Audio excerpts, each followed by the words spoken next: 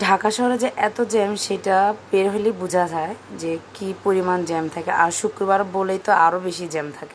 এই জ্যামের মধ্যে আমরা কোথায় ফুচকা খেতে গিয়েছি সেটা নিয়ে থাকছে আজকের ব্লগ। সো হাই এভরিওয়ান, আসসালামু আলাইকুম। কেমন আছেন আপনারা?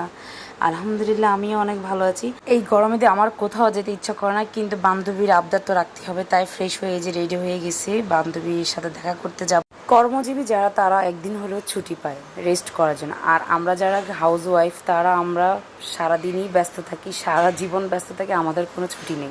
এটাই হচ্ছে বাস্তবতা, এটাই হচ্ছে আমাদের জীবন, আর এটা নিয়ে আমাদেরকে থাকতে হবে। তারপর আল্লাহর কাছে শুকরিয়া, আলহামদুলিল্লাহ ভালো আছে অনেক। এই যে আমার বান্ধবী যে চলে আসছে, বান্ধবীকে বলতেছিলাম একটু পোস্ট দিই, একটু ভিডিও করি তোমাকে, তোমাকে অনেকদিন পর দেখছি। আর এই যে এখানে ভাইয়াকে বলতেছিলাম ভাইয়া একটু হাই দেন, পরে ভাইয়াও হাই দিছে। আর এই যে আমাদের ফুচকাওয়ালা মামা যার প্রেমে পড়ে গেছে আমি ফুচকা, এটা হচ্ছে মিরপুর 2 মন্দিরের সামনে উনি বসে।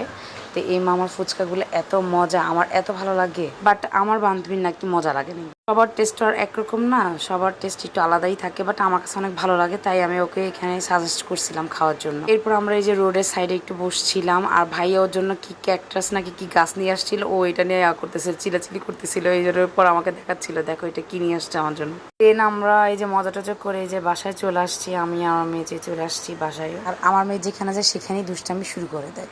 আজকের ভিডিওটি আপনাদের যদি ভালো লেগে থাকে তাহলে অবশ্যই আমার চ্যানেলটিকে সাবস্ক্রাইব করে দিবেন। সবাই ভালো থাকবেন, সুস্থ থাকবেন, আল্লাহ হাফেজ।